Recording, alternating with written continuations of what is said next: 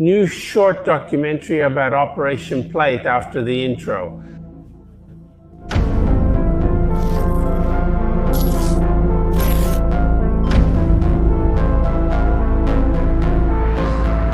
Hello everyone, I'm Edison Boaventura. Welcome to our channel.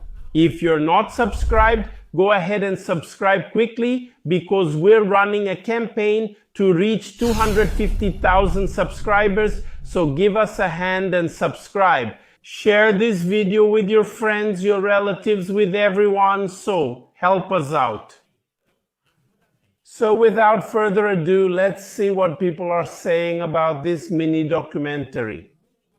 Last year, in 2024, I was invited by Bruno Albuquerque, who is a well-known film director and producer.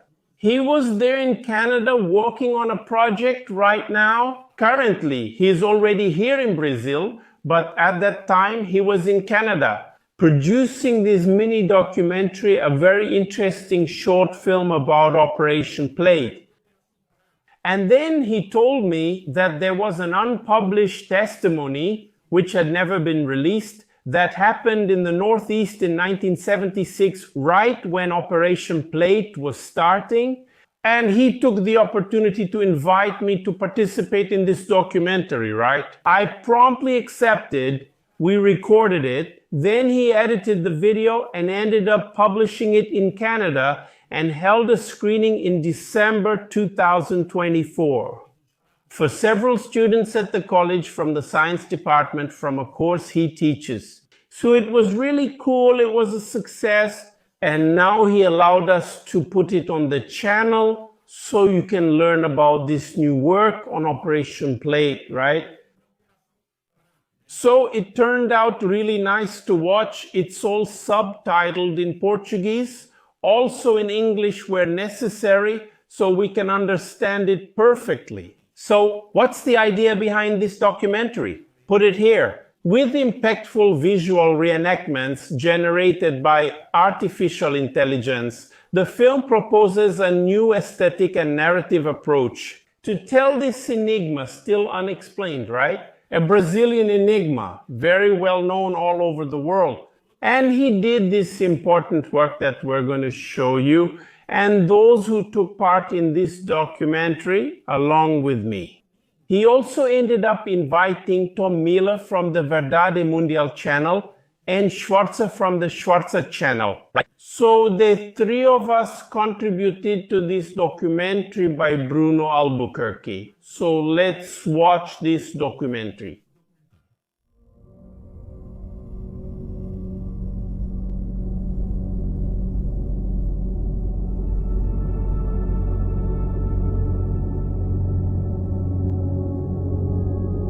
We were kids, we were playing button soccer, so once a week we would have a round, and since I played badly, I always lost. I would lean against the wall like this. I started looking up and then I saw that ball. A street like that, between yellow and orange, moving, shifting. And I asked my brother, does the street move? And he said, no, it doesn't move. He kept playing in me, so why is that one moving? When he looked up and said, no, that's not the moon then, when he said that's not the moon, everyone stopped and admired the beautiful object, which looked just like a full moon. And right after that, suddenly, it comes back, this object comes back in the opposite direction, passing over our heads again. Smaller objects started to appear, moving in completely irregular ways. They were heading north. Updates at Ciara, guys. Many testimonies.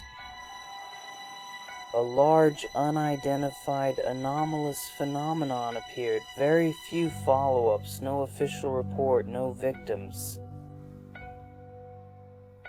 It seems that this led to nothing. Everything began at the end of 76, going into 77, right? That's when the fishermen started having problems with lights coming from the sky and ending up attacking them. Let's put it this way, the best word is attacking because these lights would shine a beam of light on the fishermen and they would end up passing out. They'd faint in that situation, right? One of those fishermen, he passed away and others suffered severe burns. It was also the beginning of this unidentified flying object activity in the north of Brazil and the city of Colares, right, which is an island. It also had a lot of incidents. Many women were attacked and men as well.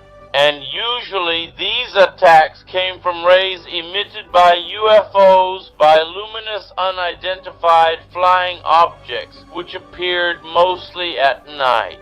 Were people taking shelter in one of the houses? In the middle of these prayers, one of the objects ended up hovering over this house and attacking the people, breaking through the roof tiles. Some residents who were there mentioned that they could see the sky through the roof tiles, as if something had made that clay material transparent, right? And light could reach the people inside. We have the classic case of Mrs. Aurora Fernandez, whose photograph appears, right? With those marks that looked like deep needle pricks where part of the blood was taken. Mr. Nilo Braga had just come home from work and then he went outside. Suddenly, one of those objects came and started shining a light on him, and he began to lose the weight of his body. He started to float, and realizing he was about to be taken, he began to scream and tried to hold on to the alley, to something on the roof so he wouldn't be taken. There was a certain moment when he managed to break free. He went under a wagon, and the object kept circling him while he hid under the wagon until a lot of people were already there because of his screams, right? He was shouting for help and everything. So they went outside, they still saw that object, then the object. So it decided to give up on that abduction, right? And went to another nearby town, crossing a river close by. And the police stations thought it best to call the Air Force to try to identify what that luminous phenomenon was. The 1st Air Command of Pará, which is the 1st Air Command of Pará, assigned Captain William Yolanda to lead a team of 25 military personnel. Operation Plate, the most well-known name, and it was Captain Enoge himself who gave it that name. He didn't believe in his task there, which was to investigate unidentified flying objects. He said he'd only believe it if it flew over his head. That's what happened during one of their research nights monitoring the lights. The captain there, he really wanted to see something tangible. He wanted to see the structure, an object, on a certain night there in September or October of '77. He ended up observing then having his encounter with this gigantic object which hovered, making a low buzzing sound like it was from a turbine. And it ended up gaining a very fast propulsion into the sky without moving a single leaf on the trees around it.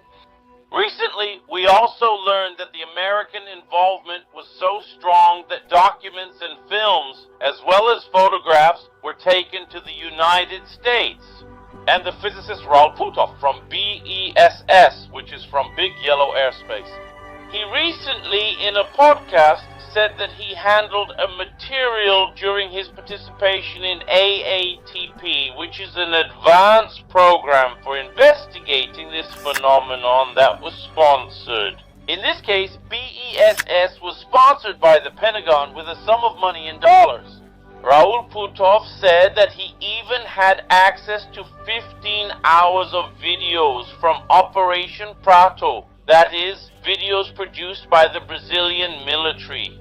Official requests are made to the Brazilian government, to the Brazilian Air Force, for the release of these files.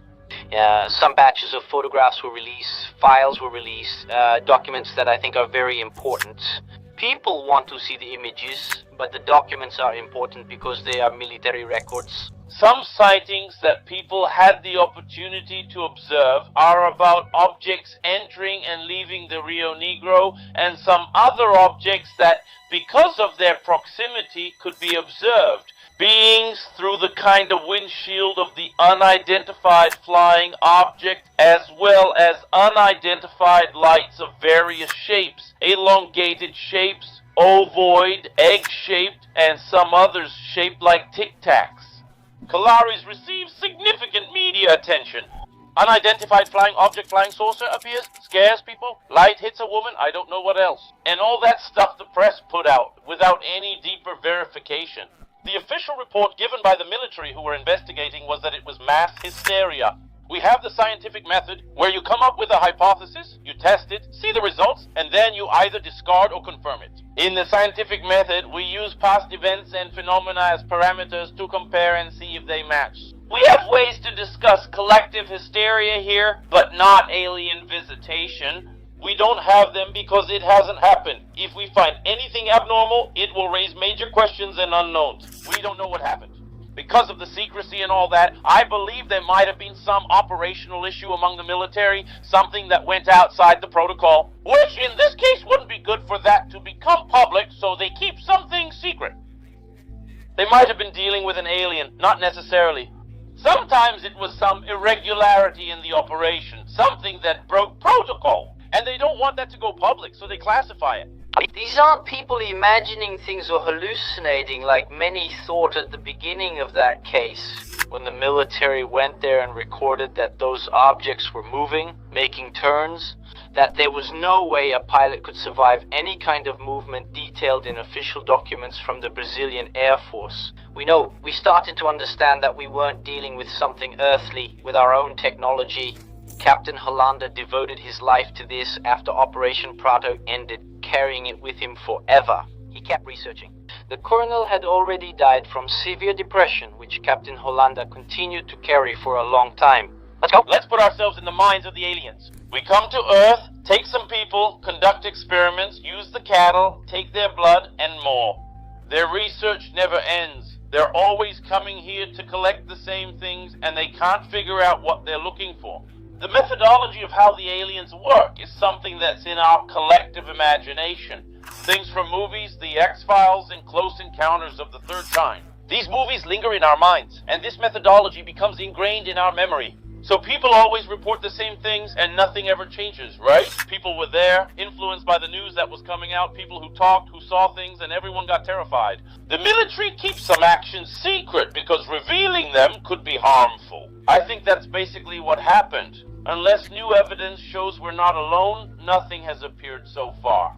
What was most remarkable about Operation Saucer, unfortunately, still remains under a veil of secrecy to this day, mainly because there is an agreement between the Brazilian government, the Air Force, and the American military. We hope that someday this material can be shown to the public, because the public needs to be informed about this disturbing and worrying phenomenon.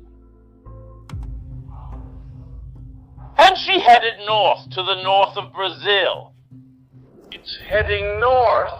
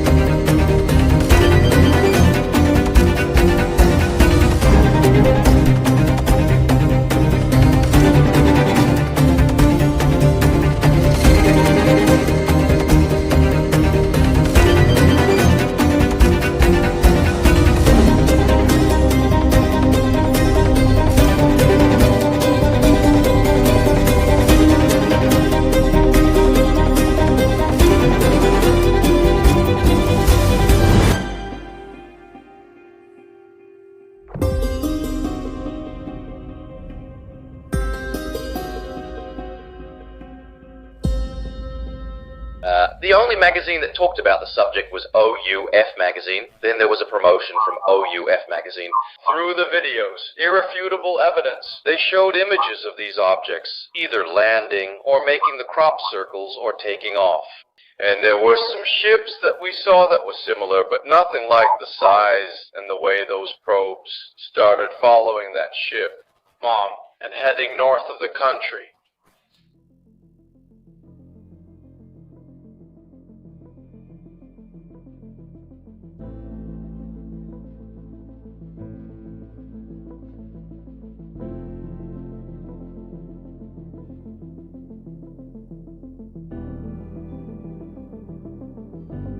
This new approach in this documentary about the Operation Plate case is very interesting, which is known everywhere, right? So I hope you liked it. If you liked it, click the like button, leave your comments, and don't forget to subscribe to the channel. If you haven't subscribed, do so, and if you have, share it with others.